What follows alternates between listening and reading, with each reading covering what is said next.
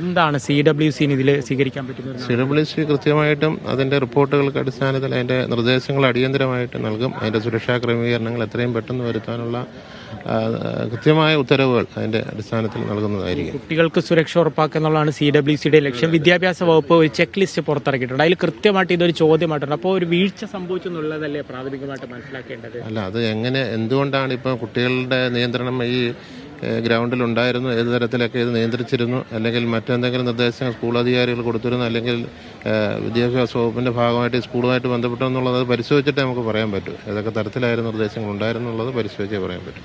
അജിംസെ CWC കൊല്ലം ജില്ലാ ചെയർമാനാണ് നമ്മോടിപ്പോൾ സംസാരിച്ചത്. അപ്പോൾ അതായത് ഇവിടെ കൂടുതൽ ഉദ്യോഗസ്ഥർ ഉൾപ്പെടെ DD അല്പസമയം മുൻപ് സന്ദർശനം നടത്തി ഇത് സംബന്ധിച്ചൊരു യോഗം ചേരുന്നുണ്ട്.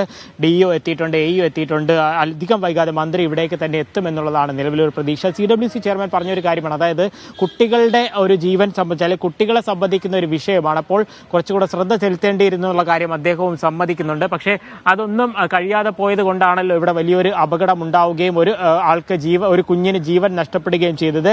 ഈ സ്കൂളിനോട് അടുത്ത സ്ഥലങ്ങൾ ആളുകൾ തടിച്ചുകൂടി നിരവധിയായിട്ടുള്ള പ്രതിഷേധങ്ങളും ഇപ്പോൾ നടക്കുകയും ചെയ്തിട്ടുണ്ട്. കൂടുതൽ പോലീസ് സന്നാഹങ്ങൾ ഇവിടേക്ക് ഒരുക്കിയിട്ടുണ്ട്. കാര്യം മന്ത്രി ഉൾപ്പെടെയുള്ളവർ ഇവിടേക്ക് എത്തുകയാണെന്നുണ്ടെങ്കിൽ അതിന് തക്കതായുള്ള രീതിയിൽ സുരക്ഷ ഒരുക്കുക എന്നുള്ള ഒരു പ്രധാന ആവശ്യമുള്ളത് കൊണ്ട് തന്നെ കൂടുതൽ പോലീസിനെ ഉൾപ്പെടെ ഇവിടേക്ക് എത്തിച്ചുകൊണ്ടുള്ള ഒരു ക്രമീകരണമാണ് നിലവിൽ ഇവിടെ ഒരുക്കിയിരിക്കുന്നത്. ഏതായാലും ഇപ്പോൾ ഒരുക്കിക്കൊണ്ടിരിക്കുന്ന ഈ സജ്ജീകരണങ്ങളും മറ്റു കാര്യങ്ങളുമൊക്കെ തന്നെ, അല്ലെങ്കിൽ ഈ സുരക്ഷാ പരിശോധനയും മറ്റു കാര്യങ്ങളുമൊക്കെ തന്നെ നേരത്തെ തന്നെ ഒരുക്കേണ്ടിയിരുന്നില്ല എന്നുള്ളതാണ് ആളുകളും നാട്ടുകാരും ഒക്കെ ചേർന്നുകൊണ്ട് ചോദിക്കുന്നത്. വളരെ നാളായിട്ട് ഇവിടെ ഉള്ള ഈ നേരത്തെ തന്നെ ഇവിടെയുള്ളതാണ്.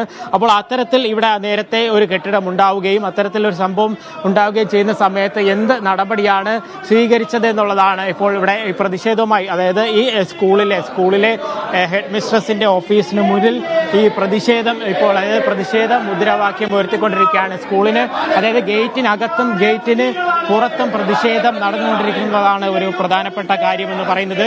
അകത്തേക്ക് ആളുകളെ കടത്തിവിടണമെന്ന് ആവശ്യപ്പെട്ടുകൊണ്ട് പുറത്തൊരു പ്രതിഷേധം നടക്കുന്നു. ഒപ്പം തന്നെ BJPയുടെ നേതൃത്വത്തിൽ